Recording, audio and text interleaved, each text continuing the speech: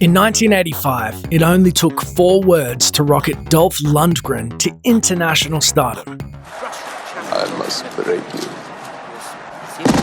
As Soviet punching machine Ivan Drago, the towering antagonist of Rocky IV, Lundgren made a serious impression. In the years since, it's been revealed that he only got into movies on a lark, as his master's degree in chemical engineering probably would have opened up employment options for him in a different field. Fortunately, Hollywood has been pretty good to the kickboxing chemist, and if you've ever wondered whatever happened to Dolph, you may be surprised to know that he never really went away, and that thanks to an old friend, his profile may soon be higher than ever.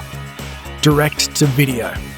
After his Rocky IV success, Lundgren found himself with no shortage of offers. He starred in 1987's notoriously ramshackle Masters of the Universe as He-Man, and was the first big-screen incarnation of Marvel's Punisher in 1989. But after 95, the big-screen offers seemed to dry up, and Lundgren spent the next decade and a half working steadily in the types of films you only used to see on the bargain shelf at Blockbuster.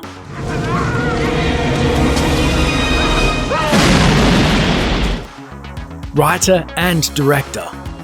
Lundgren's period in direct-to-video purgatory was not without its professional rewards. As it happens, he ended up behind the camera purely by chance. He explained to Grantland, in 2002 or 03, this director got sick before he was going to direct me in something. When they went to replace him, he suggested me, because I had worked on the script with him. I said, "Really? You recommended me?" But I ended up directing the movie. That movie was 2004's The Defender, and Lundgren has gone on to write several more screenplays and directed himself in 5 more features. He has multiple projects in the pipeline as a director, but he's not content to stay behind the camera completely. He's also been quietly making a comeback in mainstream Hollywood films. Who is the most underrated actor of all time? It's Dolph Lundgren. Correct. Why? Well, because of his spiky hair and his ice-cold demeanor and his big muscles. Absolutely. Not so expendable. In 2010, Lundgren's 15-year streak of non-theatrical releases came to a close with The Expendables, which brought together some of the greatest action stars of the 80s for an unapologetically throwback action film. In an interview with Den of Geek around the time of the film's release, Lundgren said he'd been wondering if he'd ever get to work with Stallone again, as the two had remained friends ever since they punched the crap out of each other in Rocky IV. His Expendables character, the unhinged assassin Gunnar Jensen, ended up being among his favorites to play, and he reprised the role in the 2 sequels. Television time.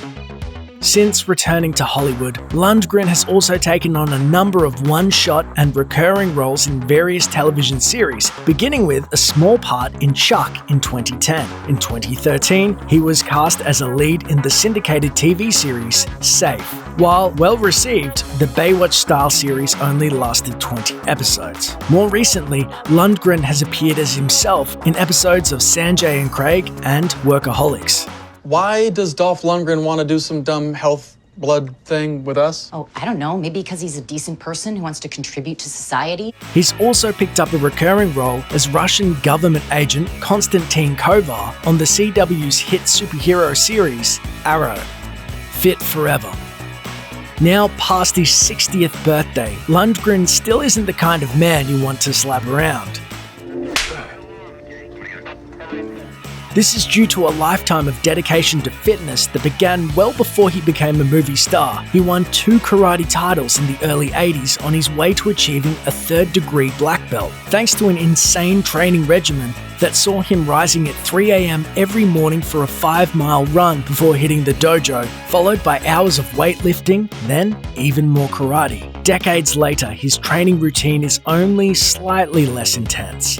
Heavy on sandbags, medicine balls and dumbbells, Lundgren prefers a resistance-based workout routine, which keeps him in Drago-like shape at an age when most men are starting to think about retirement. He even outlined his complete approach to fitness in his 2014 book, Train Like an Action Hero. Be Fit Forever, which details his personal philosophy of fitness based on martial arts, yoga, strength training, biochemical research, professional sports, and over 40 starring roles in classic action films. which are pretty decent qualifications.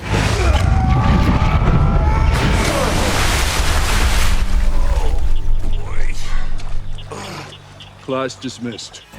Action activist.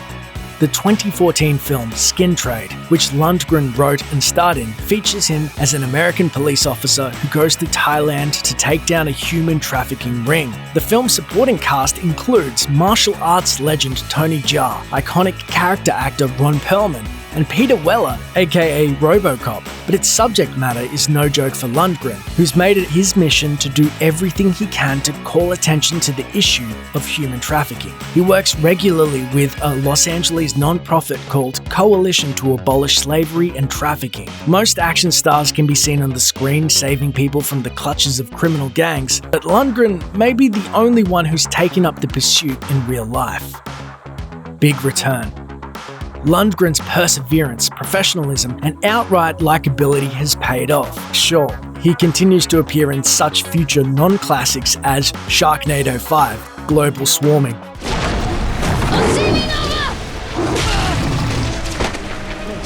but his return to the big screen was received warmly enough that offers haven't ended with the Expendable series. He joined the cast of James Wan's DC film entry, Aquaman, as King Nereus, an antagonist who covets the title character's love interest, making a showdown with Jason Momoa's Aquaman all but inevitable. But even more exciting is the news surrounding the sequel to 2015's Creed. Stallone and Lundgren both dropped hints on social media teasing the eventual confirmation that Lundgren would be returning to the role that made him famous, which makes sense given that the storyline focuses on the fight between Adonis Creed and Victor Drago, Ivan Drago's son, tying the burgeoning spin-off franchise back in with the saga that spawned it.